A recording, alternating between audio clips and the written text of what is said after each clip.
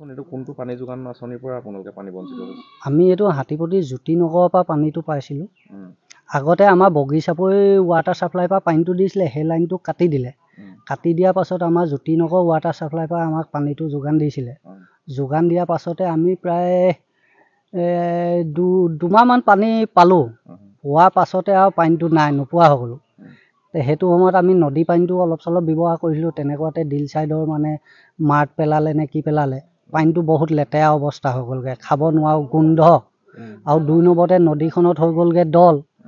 এতিয়া মানে কি হ'ল, টেংকাৰে মাজতে দুদিনমান আমি DC অফিচতো মানে কাগজ দিয়া হৈছিলে, কোৰ্টতো দিয়া হৈছিলে, আকৌ আপোনাৰ মানে MLAকো জনোৱা হৈছিলে।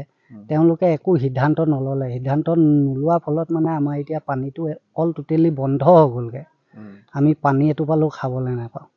এতিয়া মানে ধৰক কলগাঁও ৱাটাৰ ছাপ্লাই ফালৰ পৰা কোনোবা 2-1 মানুহে 1 বাল্টি 2 বাল্টি আনেগৈ।